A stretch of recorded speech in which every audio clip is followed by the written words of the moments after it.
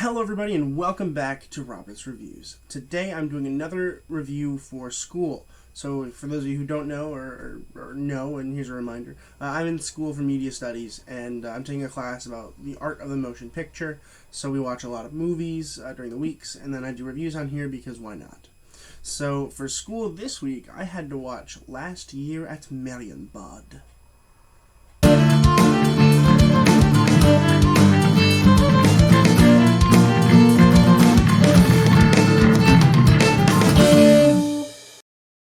Last Year at Marienbad was released in 1961, which is a long time ago. It was written by Alain Robbe-Grillet and directed by Alain Resnais. I apologize if I pronounced any of those wrong. They are French, and I don't speak French at all. So, there's that. Which really is the first thing I want to talk about in this movie, besides the fact that this is a non-spoiler review, so don't worry about it.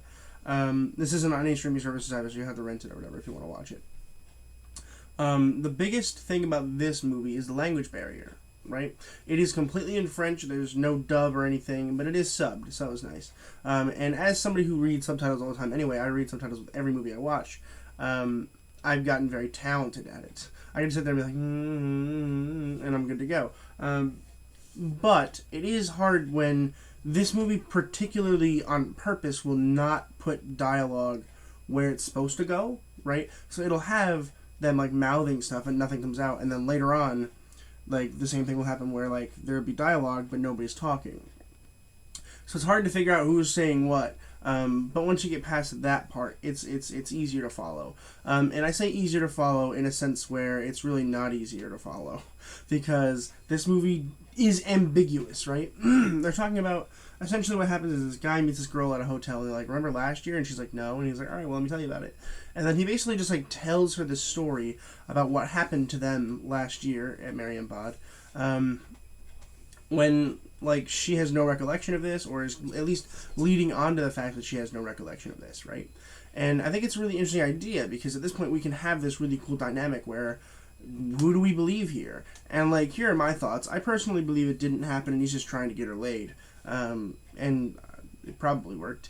And like, it was interesting because like he just kept like telling the story as if he were making it up, which is really cool. Which is why I think he was probably just making it up, because it kind of felt like he was just making it up, which is it's hard to say because you really can't tell. There's no way of knowing. It's ambiguous, which I normally don't like ambiguous endings, but this one was okay. It was also a short movie, which is nice because if it was any longer, it would have definitely dragged, and I think it still dragged a little bit.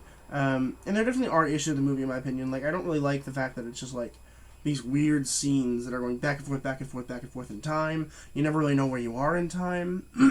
And they have these weird editing techniques in the 60s, which I think were actually kind of cool. They wouldn't work nowadays, but they're pretty cool. But let's talk about some of the acting real quick, and we'll wrap it up a little early today. Starting with Delphine Seyrig, who played A, which is the female in the movie. And she was okay. I think that she might have been a little bit too drab and emotionless, right? Because this is a movie where, like, if she really doesn't believe him, then show me that. Or I guess the point is not to show me because they don't want us to know. But, like, please, give us something. And I think that she felt a little bit you know? And she didn't talk too much, which is okay, but, like, maybe give her a few more lines to help us identify with the character, because there's no character development here, really. It's all speculation, which is kind of annoying. Giorgio Albertazzi as X, who was the male. And I think he was actually pretty good. I think the way he was talking was really nice. I liked like the feeling of his pace and rhythm when he was talking was really nice.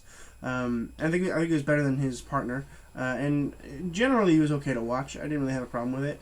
But the issue with this movie isn't really the acting, more so than it's like most people these days don't watch dubbed or subbed things unless it's anime or manga or whatever.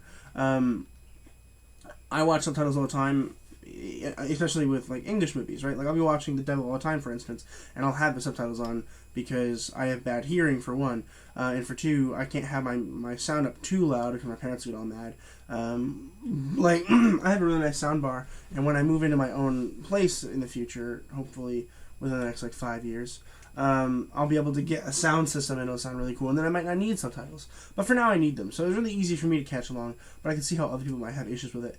And also, a lot of people in this time aren't going to like and aren't going to be used to this form of editing and all that kind of stuff. But I think it worked for me. I was able to follow along, and I liked it. It wasn't too bad. I'm going to go ahead and I'm going to give Last Year at Marienbad an A-.